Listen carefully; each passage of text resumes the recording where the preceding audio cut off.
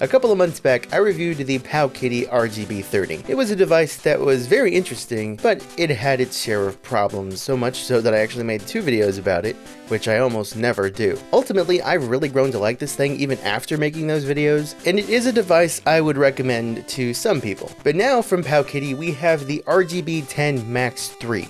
Not to be confused with the RGB10 Max 3 Pro. It's a device that I'm still unsure exactly how I feel about it, so I want to tell you guys my thoughts and see what you think about it. So this thing retails for around $109.99. I was sent mine for review by Banggood.com. By the way, thank you to Banggood. And you can get it from there right now with a 128GB SD card for $99.99. I might have coupon codes and whatnot in the description as well, so maybe you can get it for even less. It's not a paid review, it's not sponsored. Banggood doesn't make this thing, they just send it to me, and I'm able to tell you guys what I think about it honestly and truthfully, and I'm going to. This is available at Banggood in a transparent black color like I have here, a transparent blue, or an opaque yellow. I actually really like the frosted transparent black color on this. It looks nice. It's got a 5-inch 16:9 720p screen, an ARM quad-core 1.8 GHz processor, and 1GB of LPDDR4 RAM. It's actually using the Rockchip RK3566,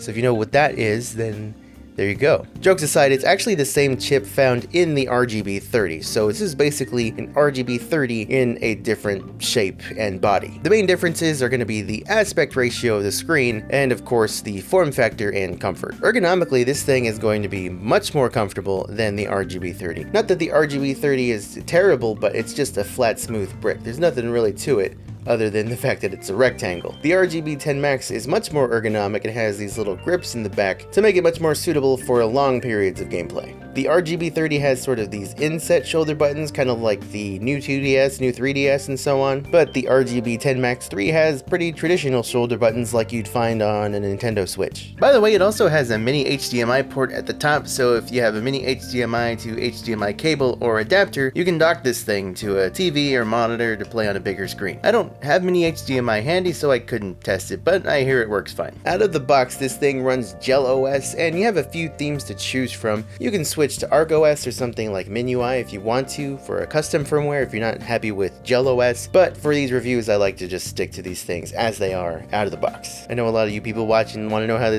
can you just use this thing as is? You gotta do anything to it, and that's what I do here. So for starters, again, I was sent the version that has the 16GB SD card for the OS, and then the separate 128GB SD card for all the games. As always with these devices, if you have the ability to swap out these cards for a brand name like Samsung or SanDisk, that's going to be ideal because these SD cards that are included can be prone to failure. But for this review, I am again sticking with what's included out of the box. This thing can play PS1, N64, I actually wrote N61 in my notes, but it plays N64, Dreamcast, PSP, DS, as well as a whole slew of arcade emulators and old 8-bit, 16-bit, 32-bit consoles and so on. Game Boys, the usual, you know. Again, I try to aim these reviews at the out-of-the-box, plug-and-play kind of buyers, but because I'm paranoid, I don't like to say exactly what games are included on these things. But because I know someone's gonna ask, I did not add or remove any ROMs from this thing. I'm using it exactly as it came out of the box.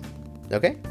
Okay, this thing uses RetroArch for a majority of its systems on here, with the main exceptions being DS, which uses Drastic, and PSP, which uses PPSSPP. When you get this thing out of the box, some systems may not have the best aspect ratio for those systems. Super Nintendo ran at a stretched 16:9 when it should be 4:3. You can just press start from the home screen and select game settings, go down to per system advanced configuration, and here you can go through each system and adjust settings like aspect ratio and integer scaling if you so choose. You can even enable screen rotation for vertical arcade shooters, which is pretty neat. So yeah, this thing has the same chipset as the RGB30, so if you've seen my videos on that, you kind of know what to expect performance wise here. Everything up to PS1 is pretty much going to run great. N64 can be kind of hit and miss with a couple of minor frame rate drops here and there. PSP is actually pretty solid. Games like Dragon Ball Z, Shin Budokai 2 run at a consistent 60 frames per second, and that's even turning up the resolution to 2x. God of War Chains of Olympus just runs worse than it did on the RGB30. Probably the worst I've seen, actually. I've never seen the sky not render like this before, and I cannot change the resolution for this game, so this is how that game is going to run. But WWE SmackDown vs. Raw 2009 for the PSP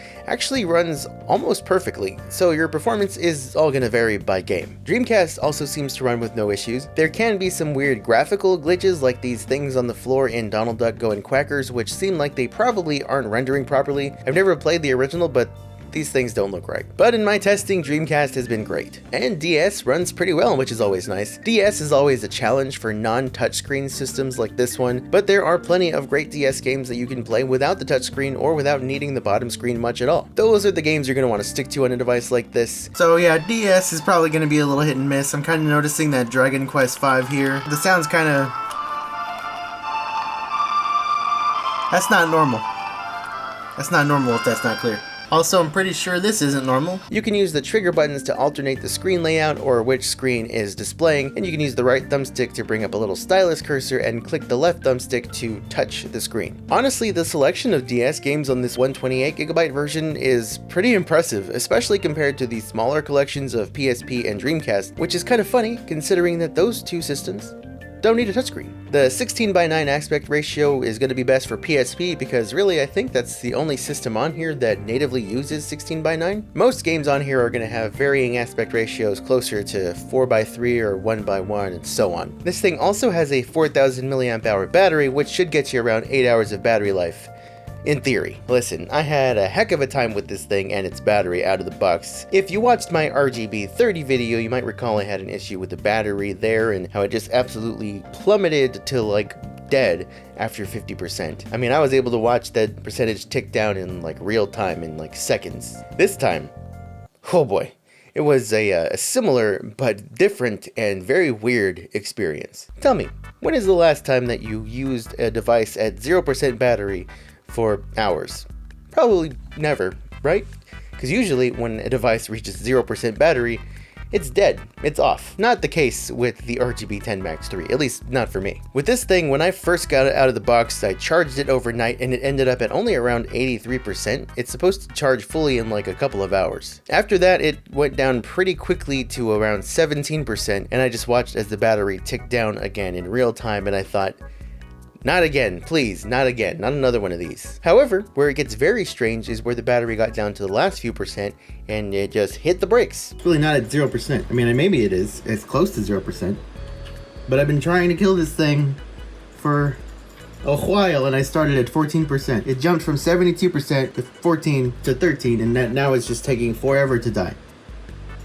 Much like my cat. So I spent hours one day on and off playing this thing, leaving it on and going about my day, and for most of those hours this thing still sat at 0%. And keep in mind, this thing does not preserve battery while it's asleep. This thing doesn't have a true sleep mode, so it will still drain while it's asleep. So I kept playing various games from various systems, even 3D games, 10 minutes here, 15 minutes there, and finally the thing was dead enough that I decided to give up and just turn it off and charge it and see what it got me. This time it did charge to 100% and it's been pretty normal since. So take that for what you will. If you're somebody who's planning to really use these things on the go and you want accurate battery life so that you know if this thing's gonna survive or not, maybe look elsewhere. This is one of those devices that has two USB-C ports. One is for charging and one is the OTG port. And yes, I did use the charging port every time. You do have to use a 5-volt charger, so something like an old Cube Apple charger, and I have those and I've been using something like that and it charges. It just apparently has its issues. So would I recommend the RGB10 Max 3?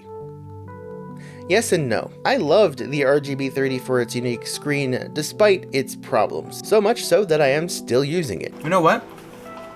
Yeah, I like the screen on the RGB30 better. For this thing to have some similar issues but not be that unique, it's a little bit harder to recommend, especially when there are comparable devices around this same price range that may not have those issues. However, I also do suffer from wrist pain here and there, so I tend to be a little bit biased toward devices that are more comfortable, more ergonomic, and easier to use. With that said, the RGB10 Max 3 is much more ergonomic, much more comfortable than the RGB30. So if that's something that is important to you, or you just like the design of this thing, then maybe go with this one. Also, RGB30 is arguably more portable, more pocketable. This thing could be pocketable if you have big pockets, but it is definitely much longer and wider than the RGB30 without being much shorter. Or maybe you're not deciding between these two, you're deciding between this and something similar. Well, hopefully I've given you some stuff to consider today. And if I have, let me know in the comments. I'm very curious to know your thoughts about this thing and maybe any other similar devices that are close to this price. Again, if you do want to pick it up, I will have affiliate links and possibly coupon codes in the description, so make sure to check those out. Or if you don't plan to pick this thing up and you want to support the channel for absolutely $0, you can do so by hitting that like button, hitting subscribe if you're new, leaving a comment, and sharing this video with a friend.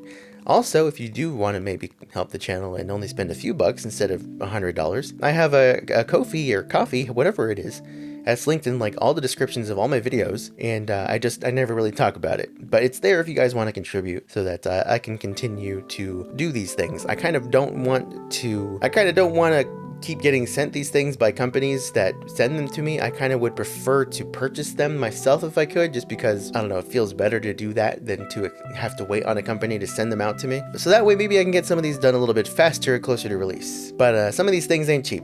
So anyway, that's all the time I have for today. Thank you guys again for watching. If you want to watch another video, I will have something linked here, and probably somewhere around here there's going to be my face you can click on to subscribe. Just don't click on this face because that's just going to pause the video. Did you think you paused? Probably not. Okay, I'm out of here. Bye.